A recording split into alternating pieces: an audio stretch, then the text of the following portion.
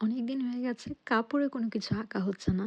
যেইভাবে সেই কাজ পুরোনো ব্লেজারটা খুঁজে বের করেছি। আর এটা একটা সফট মানে একদম সফট কাপড়ের একটা ব্লেজার ছিল। যেটা শুধু নামেই ব্লেজার, কাজে না। সো এই ধরনের সফট ম্যাটেরিয়ালস গুলোতে স্পেশালি কাজ করার সময় আমার মনে হয় যে একটু কেয়ারফুলি কাজ করতে হয়। কারণ এই কাপড়গুলোতে একদম স্ট্রেচি হওয়ার কারণে একদম বসে থাকে না কাপড়টা, অনেক সফট হ্যান্ডেডলি কাজগুলো কমপ্লিট করতে হয়। যেমন এখানে আমি একটা সুন্দর পাতা আর প্রজাপতি ড্রয়িং করে নিয়েছি জাস্ট একটু সিম্পল ওয়েতে। বেস কালার দিয়ে নিয়েছি, এটাকে এক কোট দেওয়ার পর ড্রাই করে নিব। দেন সেকেন্ড থার্ড লেয়ারের পর আমি হচ্ছে এটা কালার করেছি।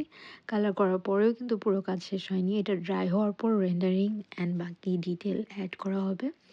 বাট তার আগে আমি একটু মানে কালারগুলো মিক্স করে দেখছিলাম যে কোনটা আসলে বেশি ফুটে। নর্মালি ব্লেজার আমি এর আগেও করেছি, বাট এই ব্ল্যাক কালারের ব্লেজারটা আমি রেখে দিয়েছিলাম খুব স্পেশাল কোনো আর্ট করবো ভেবে। কিন্তু সেটা করা হয়নি। খুব স্পেশাল কিছু না, খুব সিম্পল একটা বাটারফ্লাই আর কিছু লিভস নিয়ে হচ্ছে এটা ড্রয়িং করার চিন্তা করেছি। হঠাৎ করে কি মনে হলো আমি জানি না যে আমি এটাতে একটা সিম্পল বাটারফ্লাই ড্রয়িং করব। সো শুধু বাটারফ্লাই দিলে জিনিসটা একটু এলোমেলো লাগতো। তার কারণে এটাকে একটা সেট করার জন্য কিছু লিভস এর হেল্প নেওয়া। অ্যান্ড কালার করতে গিয়ে যে কি পরিমাণ ঝামেলা হয়েছে এই কাপড়টাতে, I can't even explain. Acrylic colour ক্যানভাসে যতটা ইজি করা, ফ্যাব্রিকে করা is difficult because of the surface. কারণ ক্যানভাসের সারফেসটা ডেফিনেটলি হার্ড হওয়ার কারণে এটাতে খুব সুন্দরভাবে কালার রেন্ডারিং করা যায়। বাট ফ্যাব্রিকের ক্ষেত্রে এটা হয় না। তার উপর যদি এটা সফট কোনো ফ্যাব্রিক হয় সেক্ষেত্রে আরও বেশি হার্ড। আর ব্লেজারে যদি হার্ড কোনো কাপড় হতো বা এটার নিচে যদি কোনো ফিউজিং থাকতো, তাহলে জিনিসটা আরও ভালোভাবে রেন্ডারিং করা যেত।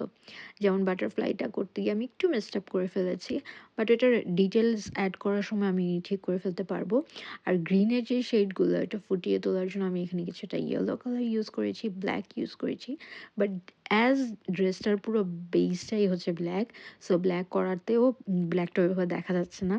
আর আমি কাগজে যেভাবে সূক্ষ্ম ডিটেলগুলো করতে পারতাম, ওইটা কিন্তু ব্লেজারে করা একটু টাফ, স্পেশালি এই ধরনের সফট ম্যাটেরিয়ালস। সো এই হচ্ছে ফাইনাল লুক। সো ফাইনাল লুকটা তোমাদের কাছে কেমন লেগেছে?